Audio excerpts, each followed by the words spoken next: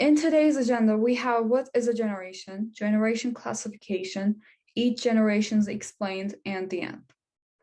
What's a generation? A generation is all of the people born and living at about the same time, regarded collectively. We are classified into these generations based on the year that we were born. These generations are the silent generation, baby boomers, generation X, Y, and Z. Each generation has their different traits, values, characteristics, and etc. Now, the silent generation. They're also known as the traditionalists. In their times, they had so many wars and harsh economic things going on, so that's why they have a tendency to take the cautious, risk-free path. Why are they called the silent generation? The children who grew up during this time were always taught to keep it quiet and just work hard. They weren't seen and not heard, so they turned out to be people who are unimaginative, withdrawn, unadventurous, and cautious. They usually worked as partners, managers, and senior support staff in the legal workplace, and after retirement, they kept it busy. Their positive traits are they're not wasteful, they're loyal employees, and they're hardworking. But their negative traits are they're not open to change, and their excesses caused rampant environmental destruction that we face the consequences today. Baby boomers.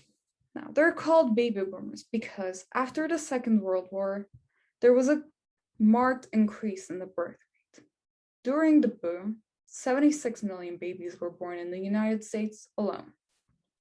Characteristics. As the longest living generation in history, they always had a lot of stuff to say about different categories on this world. They rule the economy, workforce, they still consume the taxes of younger generations.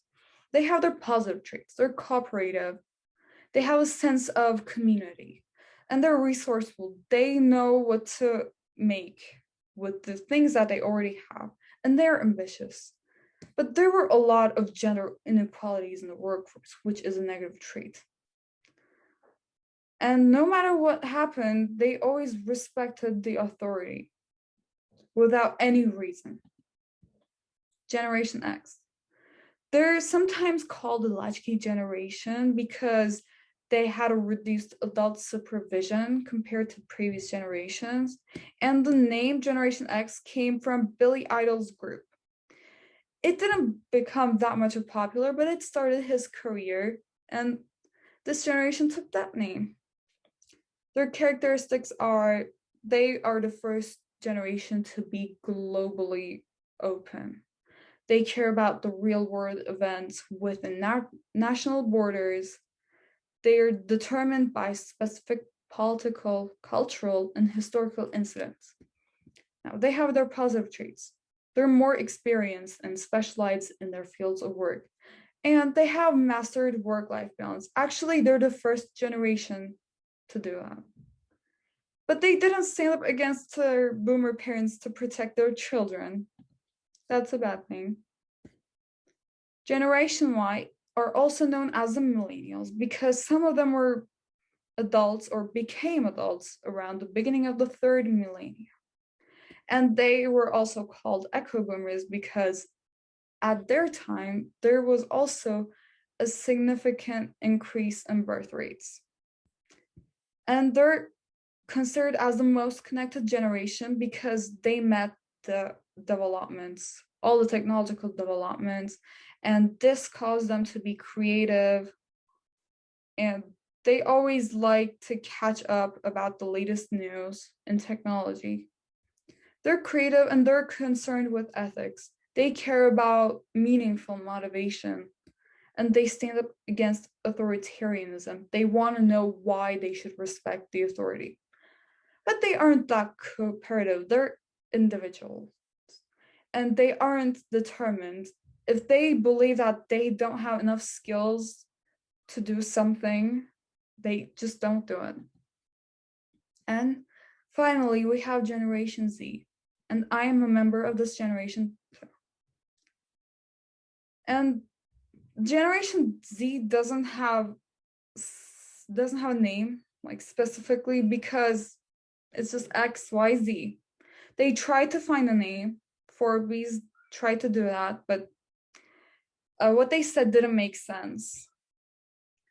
As the first social generation to have grown up with the access to the internet and portable digital technology from a young age, we have been called digital natives, but not as much as people think. Like we aren't that digitally literate. We use it because it's a part of our life. And we have our negative and positive traits. These are our positive traits. We stand up against the authority with a determined mind because we like to be listened. We care about if we are listened and if the person who is listening to us understands what we say. We're pragmatic and financially minded because we have seen our parents, grandparents struggling with financial things, and we don't want to end up like them. And diversity is the norm for Gen Z. Like, if you look at the previous medias, you will see that there were so many one stereotypical people. Like, now in our current medias, we include different races, sexual oriented people, and many minorities that I can't count. But we also have our negative traits.